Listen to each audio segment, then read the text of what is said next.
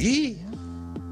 Make sure you head on over to Facebook or YouTube and hit that share button. It's not going to be as good as last week. We had Chris Long. This week we got nobody. But Mike's still here, I guess. But we got this fucking busy phone signal. So for any of you kids who were born after 1990, if you've never heard a phone busy, here's your chance. I'm telling you, dude, fake DJ. We are in rare form today, folks. Little background information. Mike, how early were you today? Earlier than normal. By like double. Like half a day. Yeah. In comparison. I slept here, actually. Yeah, in comparison, Mike woke up here this morning. And I know you didn't sleep here because I slept here. Because Gabe slept here and beat me to the studio today. Yeah. So I was pleasantly surprised, gentlemen, that we are what I would consider to be on schedule, what Mike would consider to be early, and what Gabe considers to be yesterday, I guess. Yeah. No, I wouldn't be here by now. But I would say this. The show is all yours. We're good to go? Here we go. Yeah, you ready? Gabe, so. you ready in the back? All right. Ladies and gentlemen, welcome back to yet another episode of Glass Half Sports. Glad to have you with us. I am one half of your hosting duties, Nick Huffman, as always, joined by my faithful co-host, Mike Mensing. How was the weekend, pal? It was good. Yeah? Did you get into anything special? Watch the fights, perhaps? No, but I saw what happened. I pay attention. I keep my ear to the ground. Your ear to the ground. Very nice. Just one? How do you manage to... Just one. Typically. Yep. All right. Well, we got a big show for you guys this week. Mike, why don't you let them know where they can find all the wonderful things that we are going to be going over today? As always, guys, you can find us on Instagram, TikTok, Facebook, Twitter, Spotify, YouTube, Patreon, and Twitch. You can actually find us on local cable here in the Minneapolis-St. Paul Twin Cities area on MCN6. Otherwise, if you're outside of that area, you can check MCN6 out through your Roku app. That's right. And then, Mike, what do we have for the folks today? It was a loud week in sports news. Yeah, actually a lot happened. Guys switching teams, new contracts coming out, different things that we're going to talk about. So as always, it is a big show. We're going to do Minnesota Sports Roundup, touch base with all of our Minnesota sports teams. Yes. We're going to do a segment called What's More Likely. We're going to do NFL and NBA overreactions. Mm-hmm. UFC 285 recap. Jake Gyllenhaal was there. Conor McGregor was there. Surreal gone. I don't think he showed up. Did he show up? I don't know if he 30 showed up. under 30 teaser as well. Yeah, so me and Mike are going to take a swing, at the 30 under 30 for baseball. We're going to do something a little bit different for you guys. Not normally the type of stuff that we run into, but we're going to give it a shot and see how you guys like it. If you are tuned in on either Facebook or YouTube, make sure you head on down to the comment section and respond to any of our takes. Ask questions that you may have about things that are going on in the sports world, and Gabe, our producer in the back, will get those up on screen for you. Without further ado, Mike, I think we can get going. Yeah, so let's jump right into Vikings Vision. It's pretty much NFL draft time, right? So we had the Combine last Thursday. Yep. Friday, Saturday. Yep. And we're going to continue our segment on analyzing a few players that we have our eyes on. Yeah, and before we do, obviously one other big piece of news that the Vikings, Vikings fans had to endure this week was the release of Aaron Kendricks and Eric for Kendricks. One time before I'm he sorry. is gone out of our lives forever. Eric Kendricks, 100 starts for the Minnesota Vikings throughout his career. Obviously a part of a lot of really good defenses there when Zim was around, kind of the leader, has grown into quite the community man, as you know, the regime has turned over from Zim and Spielman into KOC, a little bit more available, kind of taking on that veteran leadership. But he gets cut. Initial thoughts on losing, a guy that's been a staple for such a long time. Yeah, it's going to be the same thought when Adam Thielen gets cut later today or tomorrow. Followed by Dalvin Cook. So are these great players that we're releasing? Yeah. To be honest, we're probably not going to have a middle linebacker that's better than Eric Kendricks next year. Hold on. Better than Aaron. The ceiling for that new linebacker is going to be higher than Yes. Eric Kendricks' ceiling would have been in that new defense. So whether it's a young guy that we get off free agency or it's a draft pick that we slide in, their immediate output may not be Eric Kendricks' level. Let's be honest. He's a Pro Bowler. He's one of the best middle linebackers in the game. But he's 31. His contract is expensive, and he is on the decline. Yeah, you saw it last year as his ability to just cover some of the best years of Kendrick. He was a step behind all season. Right, but you can remember times where even in Zim's defense, where he from the middle linebacker position, they'd send him out into the flat to cover speedy running backs. And he would get there with success, and not need a whole lot of help. This year, that was not the case. And when Brian Flores came in and was talking about one of his pet peeves being guys that can't shed blocks, I immediately went, "Oh, Kendricks is likely going to be the guy that goes." He's because just not a 3-4. He really his speed was what would have allowed him to succeed, to beat guys to spots in this defense. But with him aging into being slower now, he is a scheme linebacker. You have to have him in run support in 4-3 situations for him to have success now. Yeah, I agree completely. Like I said, the biggest point I'd like to make to Vikings fans is, again, the immediate output in week 1, week 2, week 3 from that position is probably not going to be on the level of Eric Kendricks. No. And that's okay. It's the long-term plan here. We are transitioning our defense. Our defense needs to change. It needs to look different. Sometimes there's growing pains with that. Yeah, and, I think they look at Asamoah's speed as a plus and a potential replacement already. We talked about it towards the end of last year. You weren't completely sold on him being able to fill that role 100%.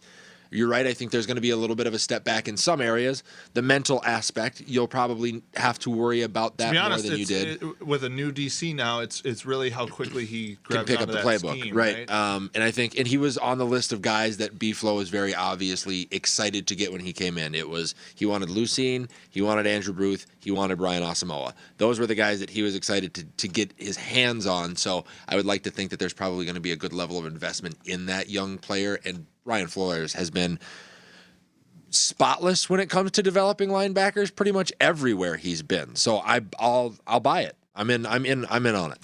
Yeah, it's going to be tough to swallow now, but I think 2-3 years down the road, we're going to look back and say, yeah, it was the right move. Yeah, especially with the cap situation and stuff. You got a long ways before you got Same with Adam, same with Dalvin. Exactly. If I'm going to save one, it's Adam, and that's just because hometown boy. That's right.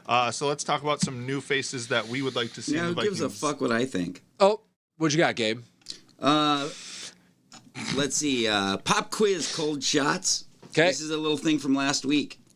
Who are the 2 Vikings that Chris Long named the funniest guys on the team? Oh, 2 Vikings. Brian O'Neill and Kirk Cousins. I mean, who's that big hunk of bread up there? We had a moment that was funny about Kirk Cousins. I don't know if Chris Long was calling Kirk Cousins funny. I think he said everything about Kirk No, Cousins. but we laughed hard about it. Oh yeah, we did. Right in the middle. He said he's right here. Yeah. No, that was super funny, and I'm just trying to bring that up so that people go check out last week's episode. Yeah, last week's episode was awesome with Chris Long. Little did we know he's the most popular hockey sports reporter in all of Russia. If you go check our YouTube, we have the receipts to prove it. So yeah, massive shout out obviously to him last week. If you haven't seen it, go back to last week's episode and give that a watch. And then, good to have him in. And then also I was going to say, I think this is the other guy I said. Christian Darrisaw. That was the other guy that he said. You're right. Yeah. Our tackles. Yep. Go figure. Yeah, talk about good producing, huh? Yeah, absolutely. But also I was going to say, you guys just said something where I go, no, he's not good. Because the first thing that Mike said about Eric Kendricks was, he was part of some pretty good defenses. That sounds like a compliment that I would get in bed from a woman, or like, you were part of some pretty good nights that we had. Like, it should be like it's something you did that was so good, not just like, you know what I mean? I mean, he's not that good. He had 137 tackles last year. Yeah. Why didn't you talk about that then? Because if you guys don't like him, you're just trying to like. No, I like him. No. I like him. Yeah, I think. I still think. Fat John Jones is gonna stop it with Fat John Jones. Oh my gosh. No, the Kendricks thing is we just notice as players, we know what he was. The rest of the NFL might not, right? Vikings fans have watched him up close and personal, and he has been one of the best linebackers in the league for the better part of the last 5 years. And now, if not 10. And so over 100 career starts, multiple Pro Bowls, the guy was successful. He's lost a step, so it is actually unfortunate that we have to see him not be worth what we've been paying him, because we paid him that because he was worth that at one point. I'm not going to completely ostracize the guy for Father Time, who catches all, Right. nipping at his heels. And I'm not saying he's not good. I'm saying that you guys are fucking liars or whatever. That's no. I'm just saying that to me, that's how it struck when you said that he was just part of good defenses. Like, nah, he's a scrub. That's how it. I'm just saying. Think of the words that you use. Fair enough. That's all. He said he was a part of good defenses. I specifically said he was one of the best You middle said he was a linebackers. No. All right, with that, let's talk Next about draft analysis. Yeah. I think you want to start with John Michael Schmitz from the Gophers? Sure. John Jacob, come and be my center. Yeah, so John Michael Schmitz, the center from University of Minnesota, unanimously the best center in the draft, in my opinion, and pretty much everybody's opinion. He actually came out during the Senior Bowl and told everybody that he is okay playing interior offensive line. So he can play either guard spot as well. He was a absolute wrecking machine. Dynamite Force. piece of a great offensive line for about 3 years that stayed together as seniors and then super seniors and then super seniors. With Mo Ibrahim behind them in the backfield. And they just dominated the Big Ten on the ground for 3 years. Yes. Because of this guy. Yeah. And he had a lot of reads with defensive fronts where the Mike backer was, how they were running their zone scheme. He's a smart guy as well. I think bringing him in, either replacing Bradbury or putting him at the right guard spot And might retaining. be something to think about. Then you have Ezra on one side, this guy on the other. He's going to be able to help Bradbury as well. I don't know. It would be a great pickup in the interior of our offensive line. Yeah, no, I would totally agree with you. I think everybody is done with the Garrett Bradbury experiment, and they understand, hey, interior pressure is what makes the difference in games.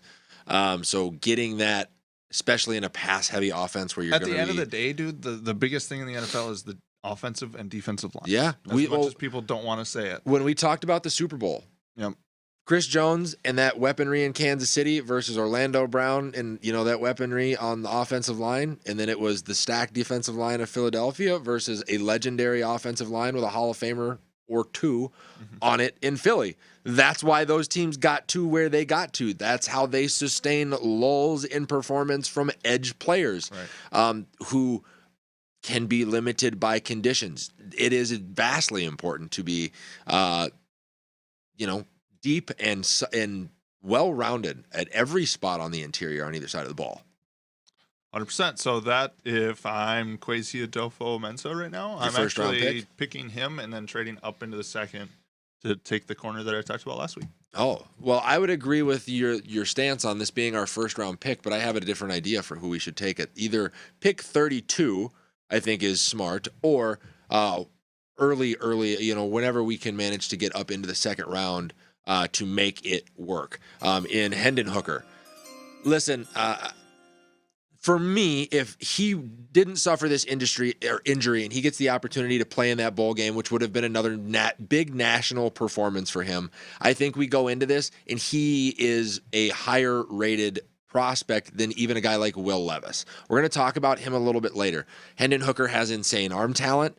The offense that he was in is, like we talked about a little bit earlier, maybe a little bit more reactionary than read, half-field reads and doing some more NFL-style stuff. But the numbers, the decision-making, the performances were there. You're talking about a guy who spent 2 years at Virginia Tech and said, I need a better opportunity. Managed the transfer portal well, came into Tennessee and took over that team as their quarterback, as a guy that they didn't recruit. That takes a very adult, mature, demeanor to be able to do, entering any locker room as an outsider, especially at the quarterback position. So I would give him kudos there. And then if you go through and you look at, he had a stretch of performances this year against Alabama, LSU, and Florida. Those are deep teams, a lot of speed. There's a lot of NFL talent in those locker rooms that gets drafted. And through that stretch, 9 touchdowns, 1 interception, 67% completion rating, averaging over 260 yards per game. you look at those big performances, and that's when he tends to be at his best, with his stock falling due to the knee injury and everything else that he is at. He interviewed incredibly well at the Combine from what I've heard. I think this is the perfect way to start your transition away from Kirk Cousins. You want mobility too, by the way. Didn't have a season where he wasn't injured, where he rushed for less than 600 yards in college. So I have my qualms about Hendon Hooker. Okay. Do you know how old he is? I do not. He's 25. Okay. Coming off of a knee injury already. Mm-hmm. So you want to go 5-year contract. Who's your starting quarterback in August? Of this year? Kirk Cousins. Kirk Cousins, yes. Easily, right? So Mm-hmm. now you're looking at Hendon Hooker possibly starting as a rookie at 26. Yeah. So you're looking at basically 4 years in already. Yep. Okay. To me, right Sure. off the bat, to waste a first-round pick on that, right? 6'4", 218, slender side. Little slender, yeah. And a scrambler. So those two things don't really add up super well to me. Arm talent, definitely there. Played in the SEC, put up a lot of points. Read me the stat line for the Alabama game itself. I don't have it on hand, but I believe it was 500. He had over 500 yards passing.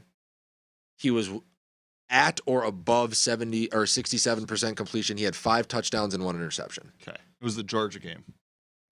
The one Georgia game that he did have, it was 195 yards. Yeah, 0 17 for touchdowns. 25, 195 yards, 0 touchdowns, 1 pick.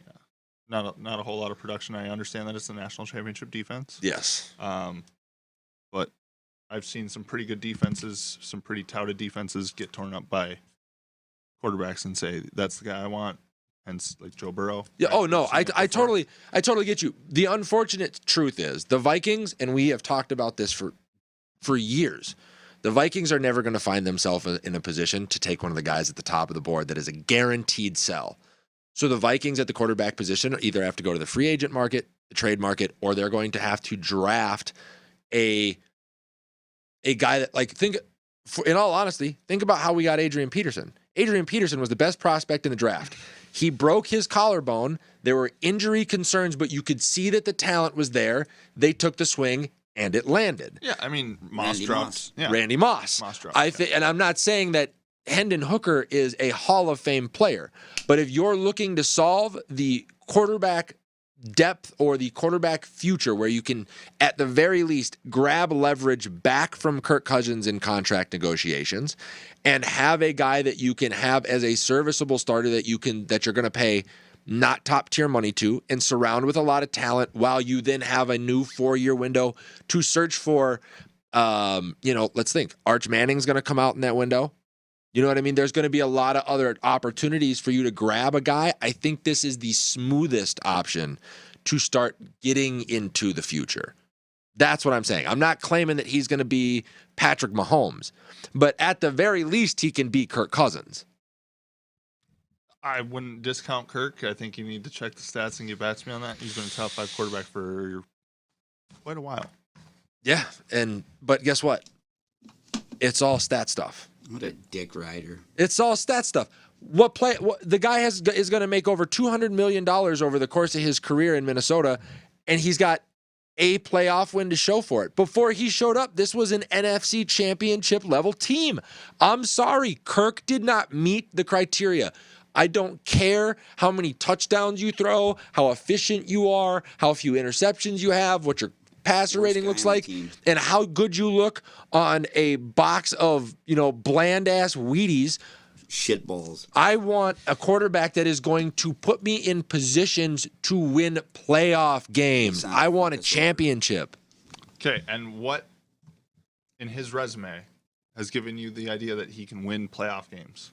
He is at fact his that he beat he Bama, that he was has down been this at year? he has been at his best in big spots. Even in that game against Georgia, where he had no touchdowns. They lost big, no touchdowns, less than They did 20 not yards. lose 13-27, but it was closer than the score dictated. Georgia gets a late score there, so that game is 20 to 13. 27. The only Georgia big spot that Kirk Cousins ever been in is when he shit his pants in the fucking last playoff game.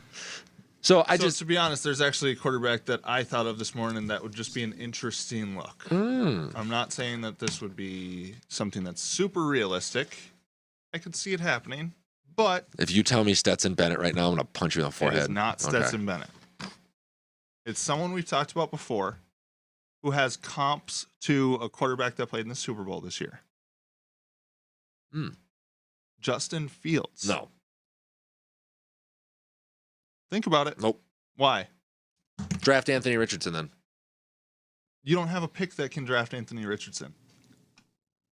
I'm like that's what I'm like. Why would you take that? That guy's been sacked more than any quarterback outside of Joe Burrow in the league. Has an injury history, consistently misses games, and much like Lamar Jackson, unfortunately, we have no idea what his talent level looks like as a passer in a true offense because the offensive line has been horrendous and he hasn't had good receivers. Even though he's been in the league for 3 years now. And his stats almost mirror Jalen Hurts with all that, Nick. That's the scary thing. Yeah. Justin Fields is not who Just everybody thinks he is. Just a thought. Neither's Jalen That was Hurts. some fucking deep analysis, actually. It was. Nope. All right, Wild Watch. What are the Wild up to? Offensively, not much. Obviously, the win streak ends, and We still got points. we did get points, but the offense has been dormant. Outside of what they win 4-2 against Winnipeg last night. Yep. They've been on a bunch of 1 goal, 2 point, 1 goal, 2 goal operations here, and it's just you're not getting enough from the guys that you need to be getting more from. Zuccarello and Matt Boldy need to step up. The new guys need to begin to produce. I know that's going to take a second, but they need to begin to produce. You just can't let the opportunities go to the wayside. You got to continue to win games, and you need to be playing playoff level hockey, which is not something that they're doing offensively right now. I swore you said Timberwolves, and then I heard you say goals, and I'm like, are you guys calling fucking like baskets goals now? Like, 'cause Home runs they are- do yeah. say that on the fucking thing. Yeah. Home runs and or touchdowns. touchdowns. Yep. All right. So, I mean, they're tied for first in the Central Division right now. They're tied for second in the Western Conference as a whole with 81 points. The Kings have the same amount of games as them, sitting at 82 points. The Golden Knights and Stars have 1 game less, sitting at 81 and 82, respectively. So, I mean, they're literally fighting for the 1 seed in the Western Conference. Yeah. They just need to continue to rack up points. Now, where it gets tough is, did you hear what happened in the third period last night? I did not. Kirill Kaprizov left the ice with injury. Nice. He's being evaluated today. We don't know what it is or how long he will be out. However, he did skate to the bench on his own power, so hopefully not too long. But like you said, what we've been missing the most is going to be offensive production. If Kirill is gone, there goes any semblance of our offensive production that we had. Yeah, the silver line. Yeah, I think the alarm should be going. But I think the silver lining is when you talk. I mean, obviously, I'm not the world's greatest hockey buff, so I do glean some of my information from some of the other Minnesota sports outlets, right? And 2 of the things that I've been hearing is Matt Boldy has kind of been too nice, like he hasn't shot the puck enough in the opportunities that he's had, and Zuccarello has been too focused on trying to distribute the puck to Kirill Kaprizov. Now, not ever saying that an injury to a star is a good thing for a team, right? But if much unlike the Minnesota Timberwolves earlier in the year, if Kirill's down for a game or 2 or 3, and you say, hey, Boldy, Zuccarello, you guys have to begin to offensively produce in order for us to continue to fight for the first spot in the West, and they do that, and then Kirill comes back, they might actually be in a better place offensively. That's, I guess, that glass half full right there. We're trying. Obviously can't cheer about the Wolves. Do your Kirill impression. I don't have one. And I would never ever. Lucy. No, I don't think that was very good. I don't think it was either. Hey, you guys, I'm okay. It's just a bloody nose. All right. With that, we're going to check in on the Minnesota Twins. Yeah. So Twins in spring training, not a whole lot going on. What? Nothing. No. Not a whole lot going on for the Twins. Yeah, exactly. During spring training, we've got a couple of guys that are out, just nicks and dings, being real careful with them through the spring. Jose Miranda, Austin Martin, Carlos Correa, all taking time to recover from injuries. But I think what's most important is to take a look at the World Baseball Classic and the 7 attendees that the Minnesota Twins will have. Pablo Lopez will be going. Jorge Lopez will be going. Julian, I forget his first name, and then Christian Velasquez. And What? You're forgetting his first name. Yep, no, his Christian. last name on the back is awesome. Yep, that's why I did it. He's a AAA player. Especially when his last name looks like a first name, so it can cross you up. It's actually like sort of intelligent. I think it's Ed. I think it's Ed Julian. But these are the guys that are going to be going. 7 were invited, 2 will stay back. Do you think any of the World Baseball Classic activities will have the same impact on these guys as what we saw it have for a guy like Joe Ryan a few years back, where he really came back a different player? I think any time you get the chance to play really competitive baseball, it's a good thing. Yeah. Right? The World Baseball Classic is totally different than MLB spring training. Very, very much. So I think it helps develop young athletes for sure to be just put into competition. What do you think about it from a veteran standpoint? Because some of the guys that are going, Velasquez is a veteran, Lopez, both the Lopez's are veterans. Yeah, I mean, that's definitely the other side of the coin, because I was going to say this is the time of year for Twins fans, the last probably 5-6 years, majority of those 5-6 years, where the roster itself is actually like pretty dang talented. And now it's going So now we're just holding our breath. Can you stay healthy through August? Yes. Yeah. So sending veterans like that is just, all right, stay healthy. But it would also be nice if they came back in midseason form to open the season. So it's kind of, right. So it's you're playing with fire. I think to not have and I wonder if there was a conversation that happened in the clubhouse with all of the players that we did have invited for some guys not to go and stay with the team.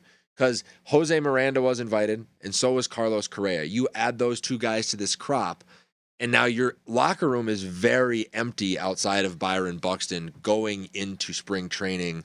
Not a lot of time to gel, do other things like that.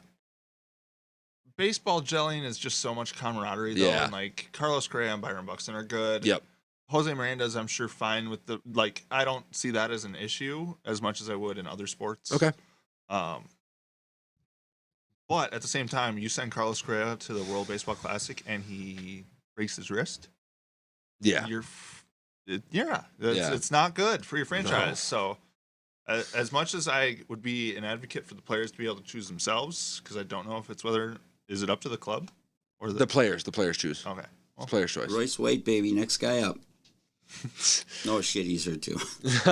Well, I respect the fact that they decided to. Wait a minute. Did you say Royce White? He did. Royce. Oh, sorry. Yeah. Wow. That was a politician, basketball player. Nice. Whoops. Good job. Hey, speaking of things like that, you know, I don't know if you heard.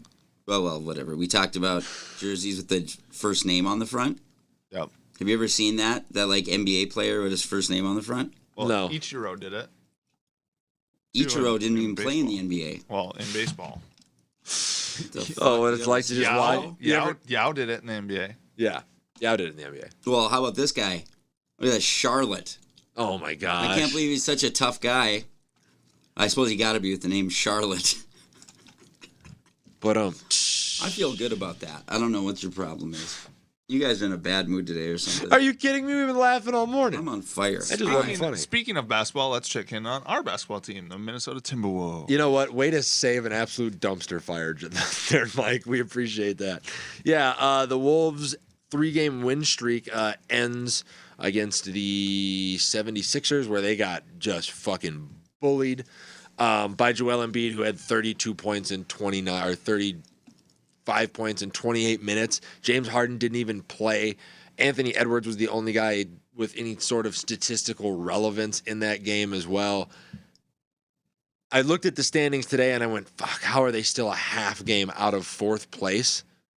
Because this team is not this is not a playoff team. I'm sorry. I can't unsee what I've seen. Are going to the playoffs, so I think you would be wrong. I get it, but this is a team that gets into the first round and they're just going to get absolutely strapped. Unless we get the 5 seed or the 4 seed and play the Warriors. It's not going to happen. We talked about this on the show with Chris Long last week. Does anybody here think the Minnesota Timberwolves could beat the Suns in a 7-game series? No, but it doesn't matter. All I want to do is get past the first round. But that is not the right mentality. Why would you even by the way, shut Cat down for the season. This season to win a championship next season? Like what the trade deadline is passed. What are you going to do? Shut Cat down? Cat's already shut down, Nick. They're claiming he's coming back. They've been claiming he's coming back for 3 months. I'll believe it when I see Exactly. He shut himself down. Oh, because he wants out. He's going to demand a trade at the end of the season. So he is shut down. So what else do you want to do? I mean, yeah, you can play it. I get play it out. We should play the game and see what happens. Why not? It's just, and I'll be happy for. It's such a gutted feeling because of what the expectations. We're a half game out of fourth. But at the beginning of the season, this was a team that on paper was a legitimate Western Conference contender, and it fell apart at the seams the minute they hit the hardwood. We're a little disappointed. The goal for the season, if you recall what I said at the beginning of the season, was Western Conference Finals. Was the 5th seed. And you said a Western Conference Final appearance. Yeah. We're not going to be anywhere near that. We're really close to the 5th seed, and once you hit playoff basketball, you never freaking know. There's no way this team wins 2 series. Well, that's the glass half empty take then. They are 34-33, 1 half game back out of the 5 seed in the West with a tough stretch upcoming. We have the Nets, Hawks, Celtics between now and the next time we see you. Yeah. I hate to say this, Nick, but it kind of sounded on that segment like you were afraid of winning. Don't you ever. Don't you ever, man. We had an agreement. I have managed. What are you doing? I know. I have managed to put up like a COVID-19 barrier between me and Mike when it comes to the negativity around winning. I can't have it infecting me.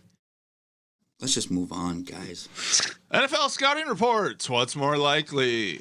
Yeah. So I wanted to take a look at, especially with our resident quarterback guru, some player comps and who they are more likely to become. Yeah, you. Oh, me. Okay. Yeah, you.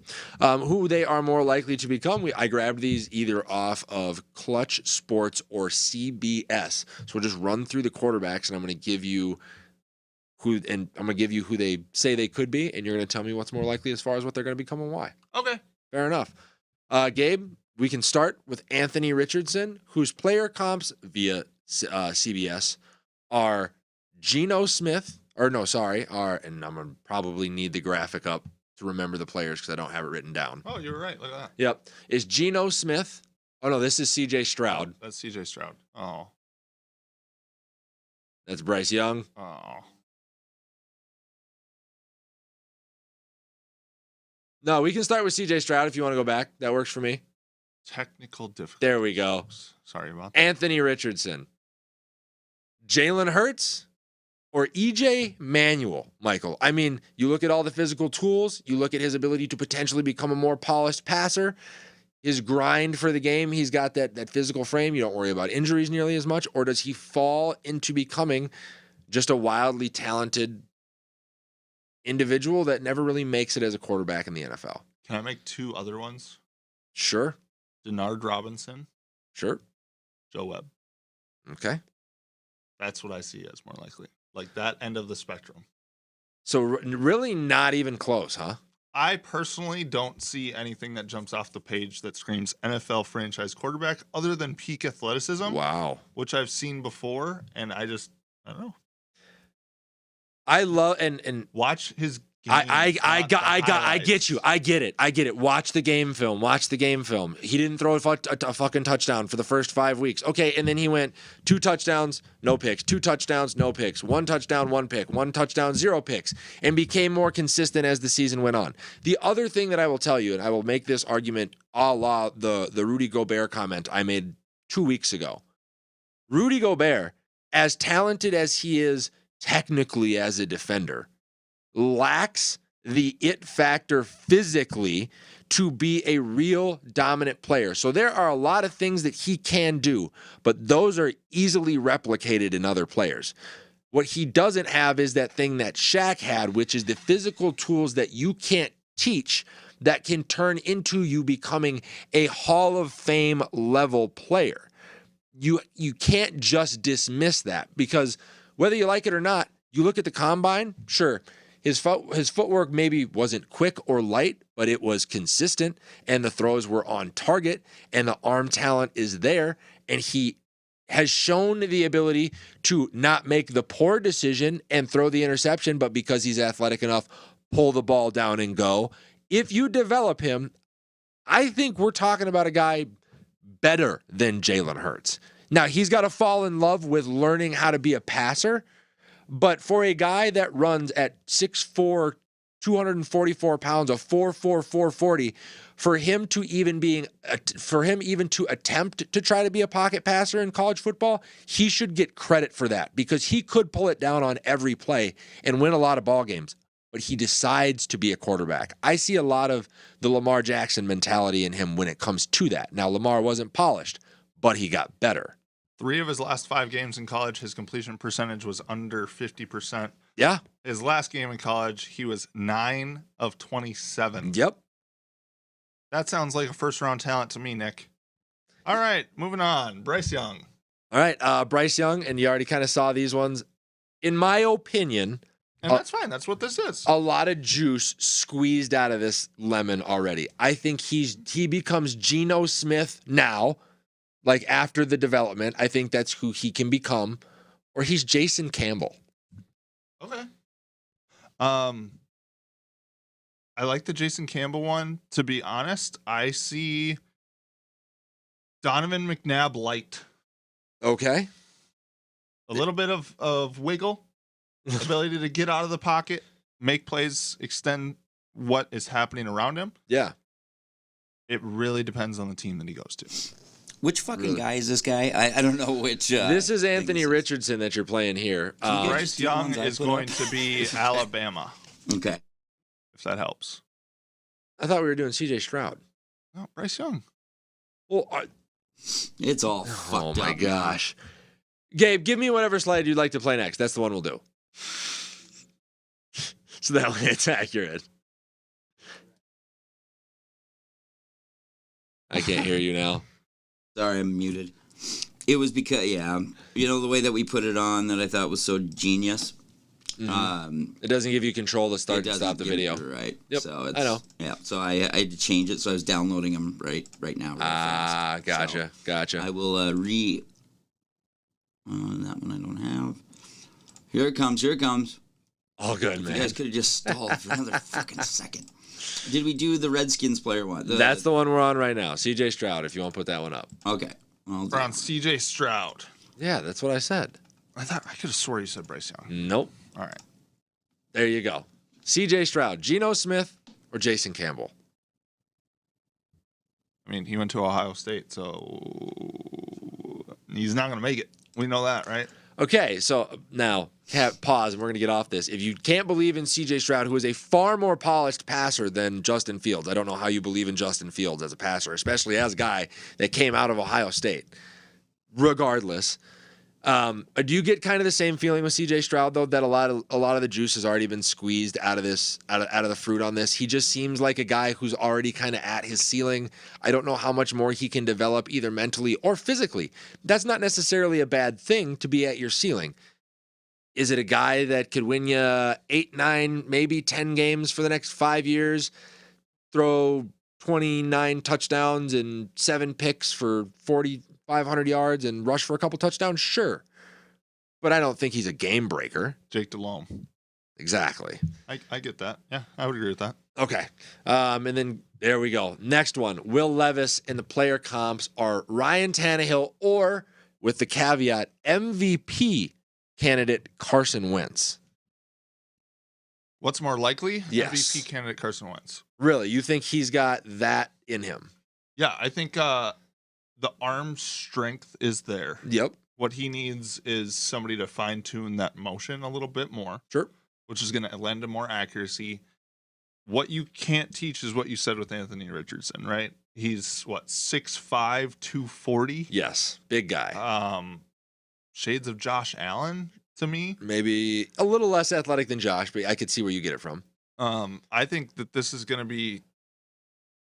He's not necessarily going to be a 40 touchdown a year guy. No. But he will be a 35 touchdown, maybe 10 pick a year guy with 5-6 rushing touchdowns down around the goal line where it's like a wildcat set, and he's just tough to stop, dude. He's freaking massive. Yeah. Now I'm gonna pose a concern that I had. Right. I'm gonna pose a concern that I see, and I'm always not just looking at the film. I'm looking at the situations are situational. That dates back to the beginning of our show, right?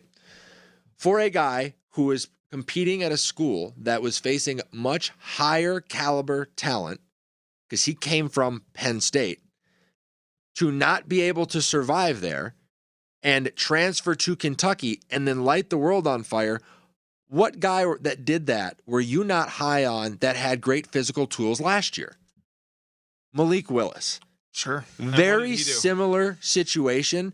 I do get concerned when I see guys not be able to cut it at the top, move into a space where there is lesser competition, and then pop. I saw it at the combine, what seemed to be very slow feet with a very live arm, and he's got a little bit of arrogance to him, so I don't know how coachable he is, and that might be what led him to move into a situation where he was going to be the guy, where nobody could tell him anything, where the offense was his instead of learning how to develop as a quarterback at Penn State. Does that concern you? It would concern me more if Penn State's scheme was similar to Kentucky's. Okay. Penn State is not known for their passing game, has never been known for their passing game. Name me one Penn State player in the NFL. I bet I know who it is. Saquon Barkley, Micah Parsons. Okay. So running backs, linebackers. Yeah. Not quarterbacks ever. Right? Not really. So I think that could be part of the decision too. He goes to the SEC. True. He gets a more open playbook. And now look at where he is. Right? So Malik Willis went to Liberty. Sure. He didn't go to the SEC either. Let's be honest. True. So I don't know. I think here's the thing. All of this is just speculation, right? Right. We don't know any better than anybody else. I know a little bit more about form and technique, but here's the thing. Once you get to this level, it's mentality. Look at Phillip Rivers. Right. I would never start a fourth grader with that throwing motion. Yet Phillip Rivers was pretty dang good with it. So And it's kind of it's it's a moot point, to True. be honest. It's the situation these guys go to. Yep. The offensive coaches that they surround themselves with, and the offensive weapons that they have at their disposal. Okay. And the unfortunate thing is the guys who go earlier typically have less of all three of those things. Yeah. And then we've got one last one in Bryce Young that we can obviously get to here as well. Now, for me, I've said it always. We kind of touched on it with CJ Stroud. I've got 3 places you don't ever draft quarterbacks from. And I should amend my statement to 2 because I think my comment will change with Riley at USC. But the 3 places that you don't go get quarterbacks from are USC, Alabama, and Ohio State. The reason being is because you're playing with an NFL roster against teams that consistently only have NFL player or players. Sure. So it makes it very hard to evaluate what Bryce Young would look like to me as an NFL talent with such a slender frame, because he's had perfect protection. He's had a track team at receivers. He's had Pro Bowl caliber running backs, an elite defense, and a Hall of Fame head coach. Everything for him was perfect. The player comps on him are Drew Brees, with a little bit more wiggle, obviously, or Tua. And as much as I know you like Tua, the injury concerns because of his slender-ish frame coming out of that same system is concerning. To be honest, I think Tua comp is super, super good. I think when healthy in the NFL, great, because it's going to be a concern of his. Oh yeah, he's going to be good. Can he stay healthy? Do you think it was a misstep for him not to measure at the combine or throw? For me, I think for some teams it may be. I think for others it might not. I think it really depends on who you are and how you operate your franchise, right? True. Once again, a mentality thing, right? Here's the thing, though. You think it matters to Belichick when he can just call Saban and be like, tell me about him? No, totally agree. I mean? Totally agree with you. It really depends on who you are. Totally agree with you. But I think it speaks, we're talking about mentality. I think it speaks to his mentality. He didn't want to put himself in a position to be criticized. That worries me because we saw it with Baker Mayfield, but Baker Mayfield measured. Baker Mayfield threw. We saw it with Kyler Murray. Kyler Murray at least measured. Kyler didn't throw, but he at least measured, even though he was going to be small.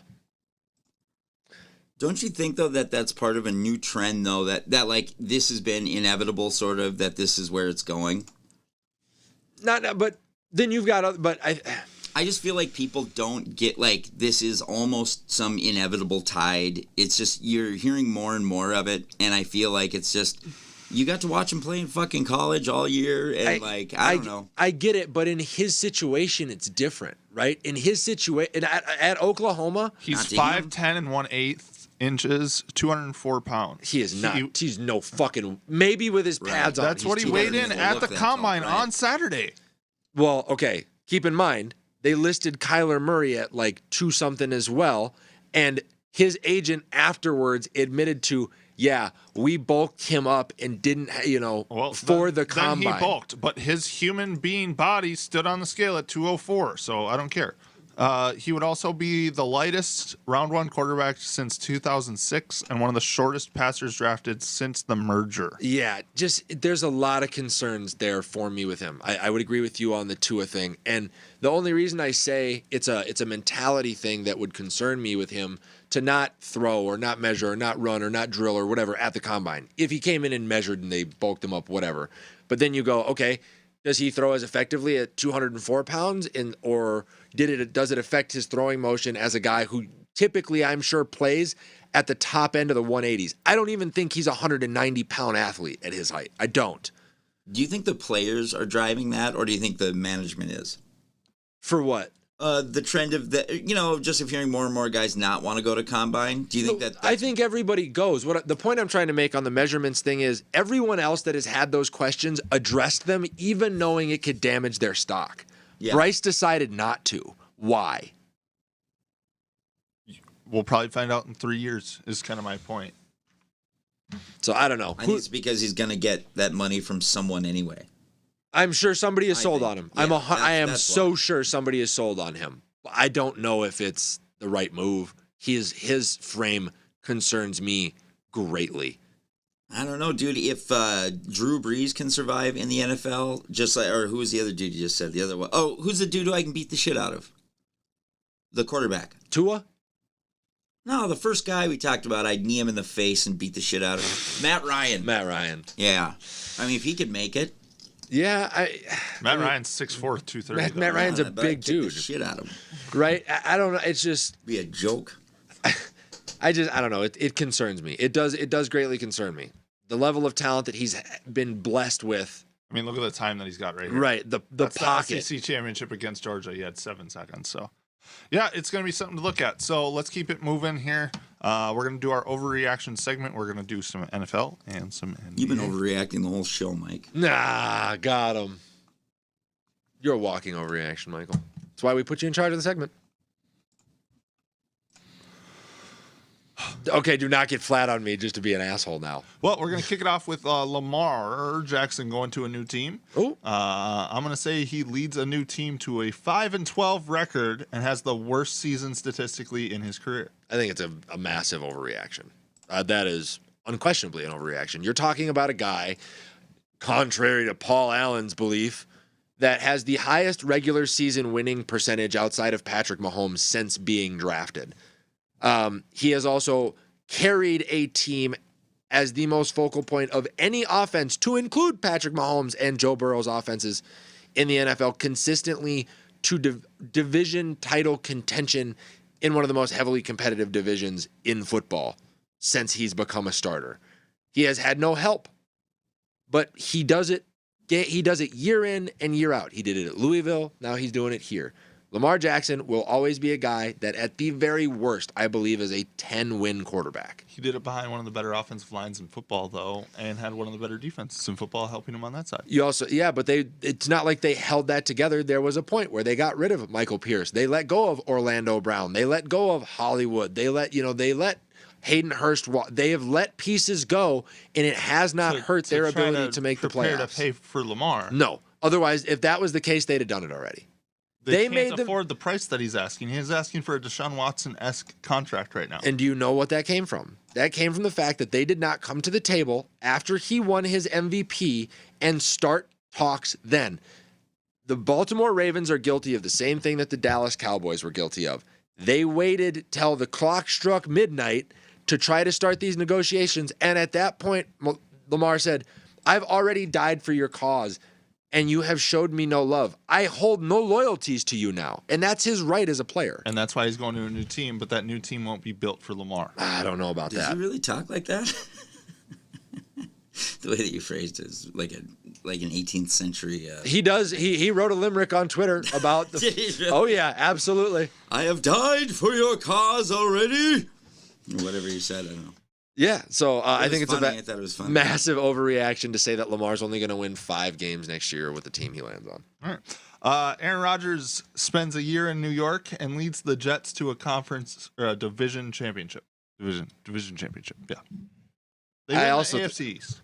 I also think that's an overreaction because I don't. That's good. That's the point of the segment. Yeah. Well, I mean, if you land on one that I agree, you could land on one here that I agree with, but We'll see. Aaron Rodgers, the problem is twofold. It's the money you're going to have to pay him, and it's the player that he's become. This guy is not going to show up to preseason workouts to get familiar with his receivers in this new city. This guy is not going to be dedicated. Like, part of the reason Green Bay is so ready to move on from him, his body has begun to deteriorate. He is a more slender, more fragile, less active version of who he used to be, right? When the Jets got Favre at least still had passion for the game. The Jets are getting Aaron, and Aaron thinks he owes nothing to no one at any given time other than Pat McAfee and AJ Hawk. Like, I don't see why. I don't know why the Jets would want to bring him into such a easily elevatable locker room with all the young talent that they have and watch him taint it. So I think him even being close. You said taint. I mean, he's a lot better than Zach Wilson, so that's all I'm going to say. He's a Hall of Famer. Does he make them better than the Dolphins? Yeah.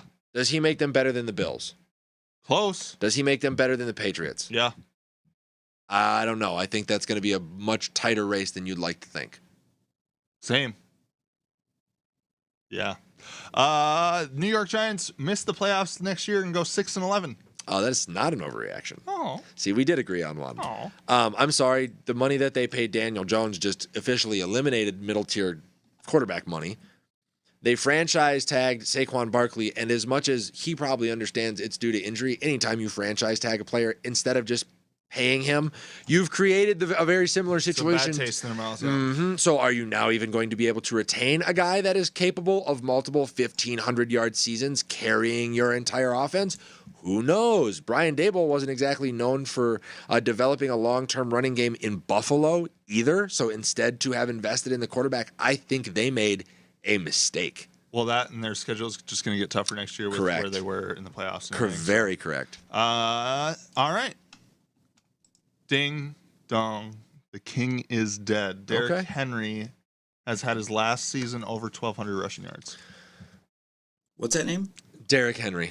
Oh, I got Henry here. Jesus Christ. Surprisingly enough, Mike, you're going to go 2 for 2. I do not think that's an overreaction. Ooh. Listen, as talented as Derrick Henry is, there is one way and one way to use him only, and that is to make sure that he touches the ball at least 15 to 17 times before the fourth quarter even starts, because that's where he delivers his damage with his size, with his physicality. He wears on you. There's not another spot in the NFL where you can place him right now where that is what you can do and still be able to maintain and utilize the weapons. Derrick Henry's usage is the reason A.J. Brown became a casualty. So Vikings. Not even here. Chicago Bears. Chicago would make sense. Chicago would make sense. I would agree with that. I think, to be quite honest with you, Baltimore would make sense if Lamar leaves. That makes sense. They're run-heavy offense already, sure. But are those teams equipped to get him over 1,200 yards and be a sufficient offense outside of I think if he loading went to Baltimore, the box? yes. He's got to then face the Steelers twice a year, that Browns defense twice a year. Why do you not think the Vikings? Not sold on that. He doesn't fit our scheme at all. He's more of a power running back. We run a lot of zone. Yep. So let's stop being pussies. All right.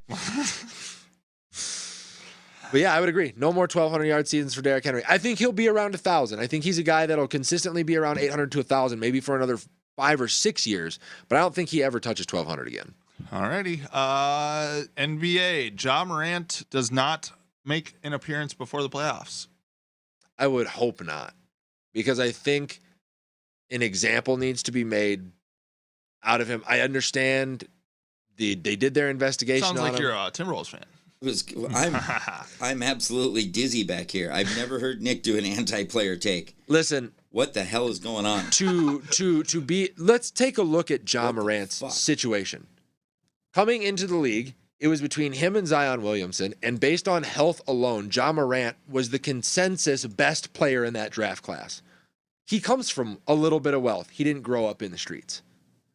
He went to a private high school. Mm-hmm.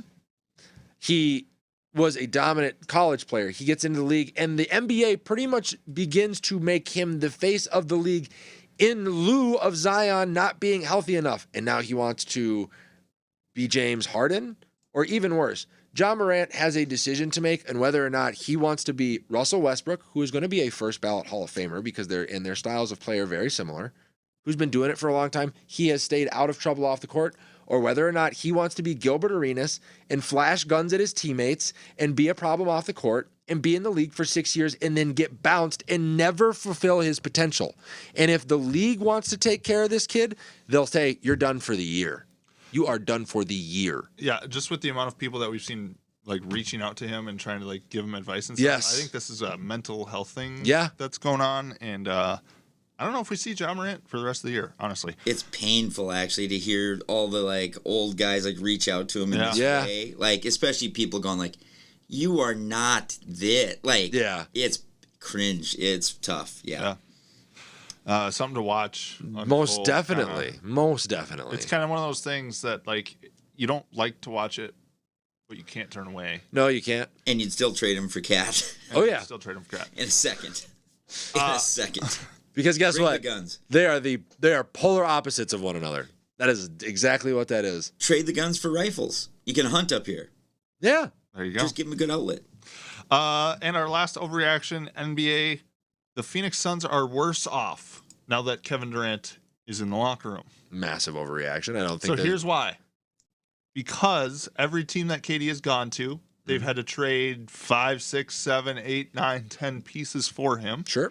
And then KD is actually kind of injury prone. Let's take a look at this. Sure. Because of this, KD's ankle's bad now. Mm-hmm. Their bench is gone because it's now in Brooklyn. Sure. The Suns are worse off. I don't think so. Maybe long term. But you've got Kevin Durant for 4 years. You've got Devin Booker for the next 4 years. You have Chris Paul this year, and when Chris Paul falls off the books, we'll be able to retain DeAndre Ayton long term.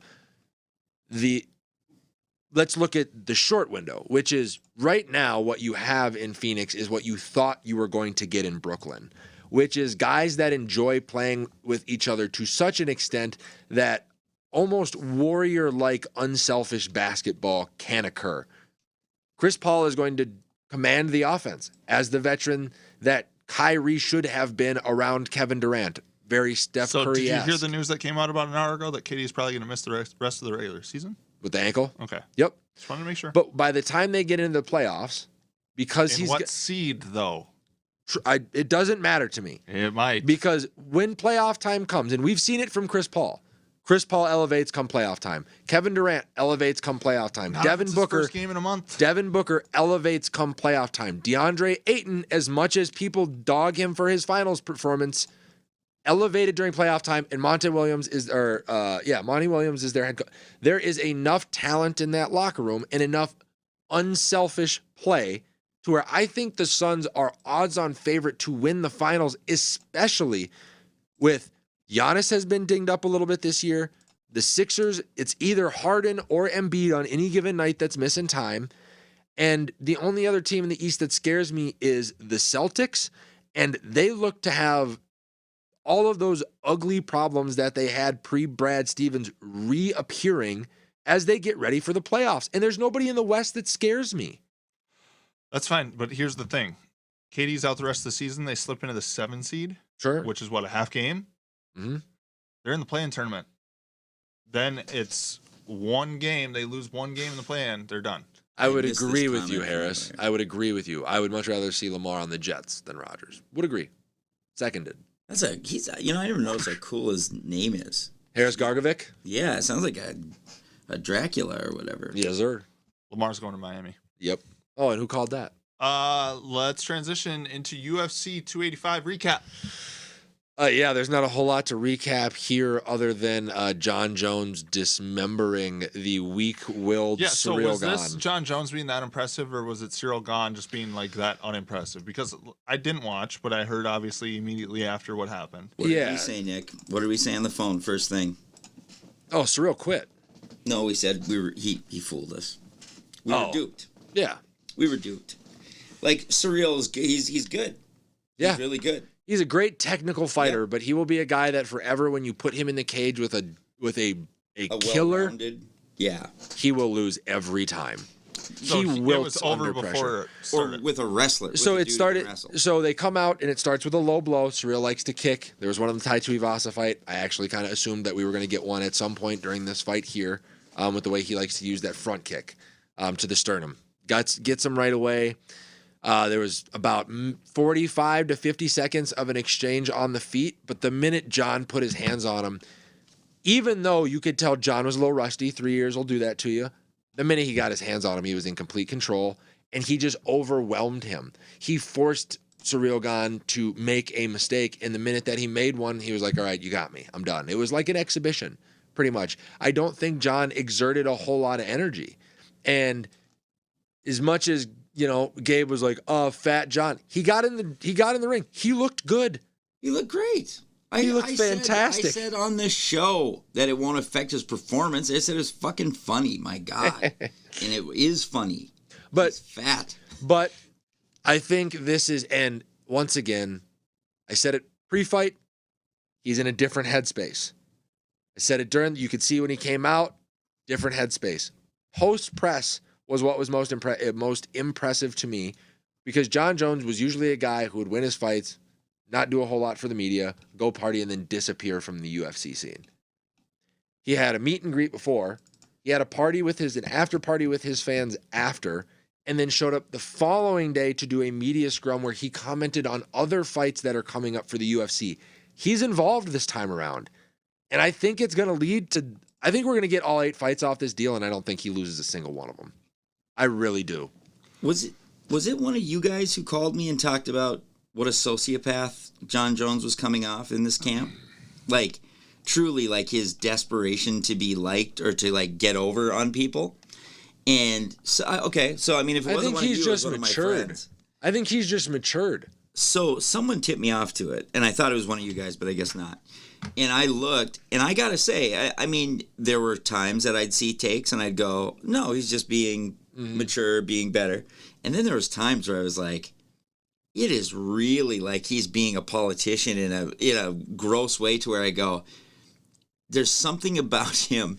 Maybe I've known a lot of mentally ill people in my life, like where I just go, this is just one end of his swing. Mm-hmm. He's on a good swing. He's still John Jones. The same shit's like something's gonna happen. Well, he's still very much John Jones. Yeah, Post-fight presser, they asked him. I'm good with it. They asked him about Francis Ngannou, and you know what he said? That guy has a big old pussy. That's the only thing that he said. You know what I mean? So like John Jones is still in there. Yeah. Right? He's still got that in him. I just think he doesn't. Did you see what Ngannou tweeted him? Mm-hmm. But I think, and then he said, "Nice fight." Yeah. Signed the champ. Now let's do it for $35 million or whatever. Right. But, and as far as him coming off as the politician in this fight, with Ciryl being such a good guy, if John came off as anything other than cordial, people would have fucking crucified him. I don't think so. Yeah, I think they would have.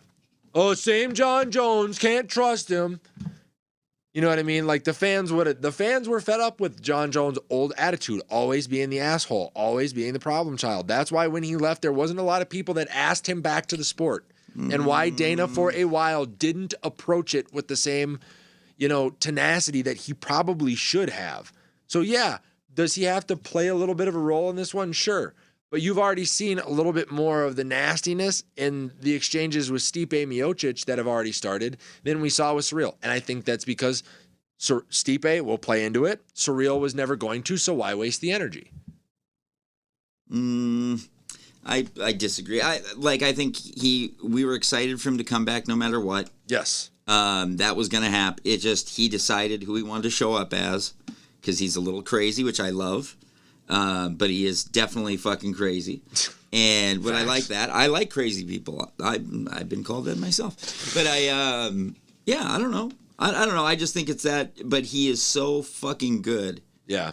It's unfucking real. And to where I'm like, I don't know. Like, I don't even know how Stipe can stand a chance. Do you think? The fuck you guys want? I don't know. I don't think Stipe stands a chance. I think what John Jones said to him in that press conference, as much as it was an arrogant statement, was something that he should definitely take into consideration, which is maybe take some time off firefighting to get ready for a fight with me. Who's going to challenge John Jones in that division then? Oh, man. I almost think Black Beast has the best chance. Derek Lewis? Yeah. No way. I think John Jones I think he's a tomato can now. Yeah. But I, like, honestly, as far as a tool set, Out of retirement, Brock Lesnar. No, I do that'd think be fucking awesome, dude. I would be interested. I would be interested I'd pay for that fight. I'd be interested to see Prohaska move up to heavyweight and maybe take on that challenge. That'd be interesting. Jan is another guy at light heavyweight that I think could move up and possibly take that challenge. Send Piera up there. Yeah, Piera walks around as a heavyweight. You know what I mean? In the division, the only guy I see in the distant future, like the end of the 8-fight deal, would be Kamaru Usman's brother. With his background, he won the Ultimate Fighter. He's going to get his opportunities. Okay. He won it as a heavyweight, and he's got that same kind of fucking killer mentality about him. Maybe that would would be fight 8. UFC 285. Is he done barking at him? Yeah. Oh yeah. Other than, how impressed were you, Gabe, with Alexa Grasso taking on Shevchenko? I didn't actually watch it. You know that. It was okay. I'll tell you, I was impressed. Shevchenko put on a good performance. She was in form. It's not like sometimes you see a champion come in and you're like, that doesn't look like the person we usually see in the ring. Yeah. We got to a T. Shevchenko baseline, great performance. Like a video game player? And Alexa Grasso just stood there, traded, took what she needed to, and waited for an opening. And I don't know if Shevchenko lost? Yeah, Shevchenko lost, and I don't know if she's getting that belt back. Oh my God! Grasso submitted her. I had taken it for granted that she was going to win. I think Shevchenko's one of the most impressive fighters I've ever seen. Yeah. And I don't know if she's going to get that belt back. Grasso was very impressive. I'll be interested to see who she takes on in her first title defense. I don't know if a rematch is something that you do right away. Usually after a champion with a long reign loses like that, you give them some time off. But I'd want the rematch right away, personally. I would think she would. Oh, no, just because she's been so dominant. Like, true. For her mindset, it's like if you had it for that long, you almost think it was a fluke. Yep, let me get it back. Yeah, right away. True. There's two ways to approach it. At all? No. Now I got to watch a goddamn fight. Yep. Damn it. Shit. So that's the last thing I had on UFC 285. Alrighty. Well, let's wrap up the show with a new segment that we're going to kind of tease. We're going to do a few players today. Yee. And then something that will kind of develop throughout the spring. Yeah. So as we get ready for baseball season, I think instead of just going around and looking at the teams, doing win projections, doing the boring Vegas odds stuff, over-unders, why don't we do our own spin on the MLB's 30 players under 30, or 30 players at 30, is kind of what we're doing as we filled out the list here. And we're going to give you guys our, of course, here comes like the Mark Grace. Coming into the 2023 regular season. And we can start with our 30-year-olds. We're just going to go by age group and walk our way back down. And you can kind of, where you'd put them, on your list ranking-wise, or how well do you think they're going to do. Gabe, whenever you've got the graphic, we can have at this thing. Okay. It's right here. God damn it. So there, folks, are your 30-year-olds. The likes of Xander Bogaerts, newly signed to the San Diego Padres. Mookie Betts, right fielder for the Dodgers. Aaron Judge, center fielder for the New York Yankees. And, of course, Big Daddy Bryce Harper, coming off one of the hottest postseason stretches in MLB history. Mike, your thoughts on these cats? Yeah, so in order out of these four. Yes. I would say probably Judge. Okay. Harper. Sure. I'm going to go Betts and then Bogaerts. Okay. Couple of statistics. I don't think that Bogaerts is going to have a poor season in San Diego, but I think they have enough around him that almost the statistics won't reflect, like, You're right. He won't need to He'll get carry, lost right? in the wash, exactly, right? Yeah. I mean, yeah, Bogarts is a great guy. You're looking at a guy who's has had over 150 base hits 6 times throughout his career already, has stolen 30 bags in back-to-back seasons, and has 7 seasons where he has done so. He's capable of knocking in 100 RBIs, and he's a consistent 300 hitter.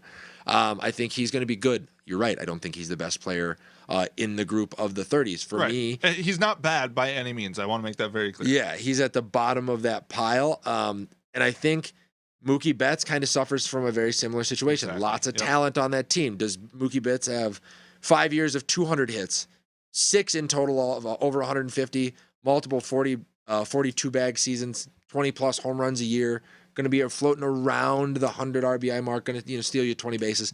Very talented guy, great in the outfield, not necessarily the impact you're getting as he carries your team, though, right? That's going to come from the next 2 guys, which are going to be Aaron Judge, and then I'm actually going to put Bryce Harper I knew you were going to. over Aaron Judge in this group because what he does is loud. He's not just a statistical machine. He is truly the leader in the clubhouse.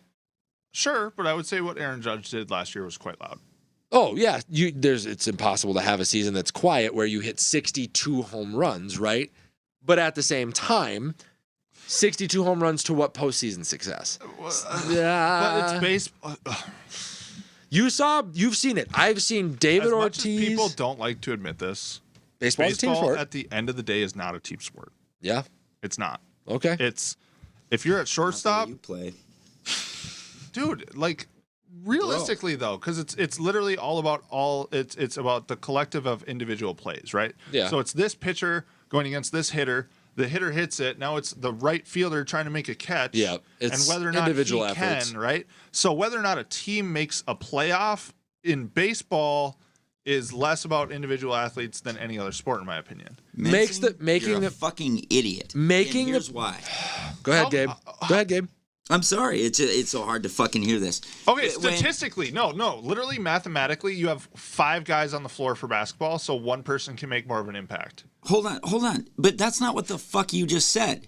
You were just talking about that it's just not a team sport, that it doesn't matter, that it's a collective of individual plays. It's an accumulation of individual efforts. Every fucking sport is that. That's a sport.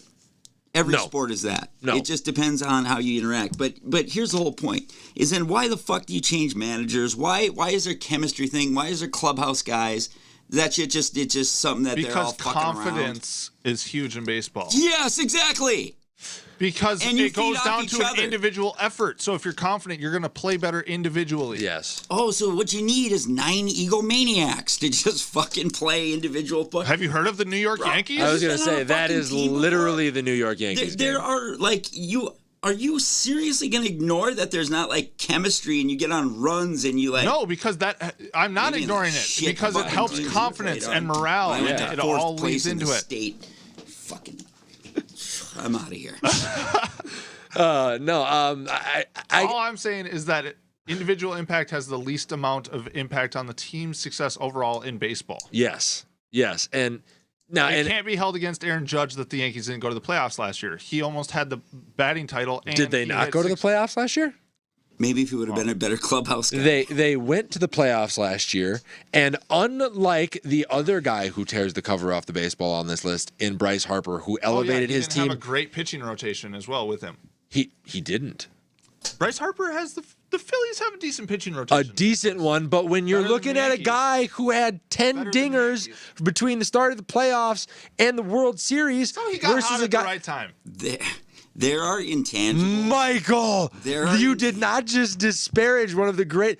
That was one of If- the greatest If postseason performances ever. the last time I had seen anything like that is when David Ortiz hit 7 Oh home my runs in God. 4 games against the Cardinals Can you in go through one 2013. baseball segment without mentioning David Ortiz? Absolutely fucking not. He I sits didn't right think there. so. Especially when we talk about Mark Grace. But anyway, God damn. Joe Mauer's a Hall of Famer. All right, moving on. No, but so these are our 30s. Next week we're gonna. Oh, don't get that. that's for Mike. He just feels everything Mike says. At 30, Maurer wouldn't have even made the list. Thank you for putting my ground balls in the fucking Cooperstown. Well, Mike's been picking up Joe Maurer's balls for years. Yeah, and you've been picking up David Ortiz's, so. Mine's got World Series championships and MVPs. Thanks to the team around him. David Ortiz was Boston. By the way, when Joe Mauer was 30, he hit 324. Fuck off. Had 144 hits. Why do you 144? That seems low. That is low. What 140? That's like that was 3,000 bounces. That was the okay. You guys are mean. What I wonder why certain teams go to like the playoffs more often and stuff like that. Like why some teams have this like atmosphere where like just you go to that team and suddenly they're a championship team. I wonder what the fuck that is. Gabe, it's chemistry and it's camaraderie and it's cohesion. But are we really not going to say there's a connotation to playoff success and salary? Exactly. Yeah, Gabe, they're what like, Gabe, no, what no, Gabe, no, Gabe, but I Gabe, didn't Gabe, say Gabe. that. What I Mike's didn't say that. What Mike's argument, you guys are arguing over the same point at different points on the timeline. What Mike is saying is yes, camaraderie and all of that cohesion and the locker room morale, it matters. But what it does is it allows you to play more comfortably in your individual effort, which is all baseball is. Because I feel like you're missing that. I understand what he's saying, and Okay. I'm saying that I disagree with it. Oh well, then Just you're the like I odd think- man. Then you're the odd man out because I agree with Mike, which is a No, rarity. I know, that's okay. But I'm just saying it's. I think of all sports that is a huge one. Is all that because it's a marathon. You are traveling together. It is like there's a lot to that. But baseball, unlike any other sport, is maybe hockey, but Hockey's the biggest momentum sport I've ever Yeah. played. well, and maybe I don't know. I just feel like a guy could literally be traded at 2:00 and play in that game at 7 in baseball, and it's really tough to do that in other sports. Well, yeah, but that's like the Well, if the structure team of is the so sport. important, Well, hold on. That doesn't mean it's going to work for the season. well, I know, but Just 'cause you can play in the but game. That's my whole point. Is like But that's a stupid point. it's not though, because the It's individual efforts simplistic. itself. It's still simplistic. In It's football, just- you have to learn a scheme. In basketball, you have to learn how to truly play together. I get what Mike's just saying. because it's not on the back of a baseball card does not mean that it doesn't count. I'm not not saying saying it that. doesn't count. Okay, but I'm saying it's huge. But it's I not don't- as huge as other sports. No, I think it's the bottom of the totem pole comparatively to other sports because in basketball, you have to learn where a guy is going to be based on where you are going to be at any given moment on the floor. In basketball, you just have to have the most like billionaires playing on your Same roster. with at the baseball. Same with baseball then. No, because they've been trying to buy championships. Have you heard of It's the not New been York working. Yankees? It's not been working. That like look at the Dodgers. Have you heard of them? Well, okay, recently. Yeah, I mean, but whatever. They've missed a bunch too. I mean, that's what teams have been trying to do. it takes 11 guys in football to be on the same page at any given second to have a successful play. In hockey, you have to know based off feeling where your other guys are going to be. Basketball, same thing. In baseball, when I'm at the plate, you know where I have to be aware my other guys are going to be? In the dugout. It's just me and the pitcher up there. In baseball, coaches literally go up to pitchers on the mound and go, it's just you and the catcher playing catch when you pitch. It is an I get individual it, effort. But that is, you are focusing on one moment of the game. You're not looking at the whole of the thing. But okay. Oh my God, it's like trying to teach music to fucking chimpanzees or something like that. Anyway, let's just move on. Well, that's all we had for our 30 players at 30 segment. So, what a way to end the show. Mike, do you think we snubbed anybody? My intelligence. Well, No, I don't think we snubbed anybody. I don't think we snubbed anything at all. you're such a shit. Mike, why don't you take us out? Yeah, guys, if you are a sports fan with sports fan friends, make sure to like, follow, subscribe, and share on Twitter, Instagram, Facebook, TikTok, Spotify, YouTube, Patreon, and Twitch. You can find us in Minneapolis, St. Paul, Twin Cities area on local cable on MCN 6, Saturday evenings at 10 p.m. If you are outside of that geographical area, you can find us through your Roku app. Anywhere. MCN 6. Anywhere. Anywhere. Even in Russia. That's right. Where Chris Long is the most popular hockey reporter available. And go to our YouTube page, please. and share some videos. Check out the clips. We got great clips over there. Check them out. You see more cool fish, like cool shit, like our pet goldfish. Why am I not pointing in the right direction? It took me forever to figure that one out. Yeah, glad to have you guys with us as always. Make sure you tune in next week. Me and Mike will have more on the NFL draft. I would just like to say this show, much like baseball, is the sum of its individual parts. So we need you guys to do your individual part and like and share. In your moment to shine, put forth the effort, and if you do, we can still all succeed, right? Look at that. So glad to have you guys with us as always. Make sure you join us next Thursday. Like I said, we'll have more on the NFL draft as we get a little bit closer. Baseball season and the World Baseball Classic will be underway when we touch base with you guys next week as well. And we'll probably be reporting on the initial press conferences of Gervonta Davis the longest versus outro ever. Ryan Garcia. Yes, there's some bad chemistry. I don't know. Goodbye.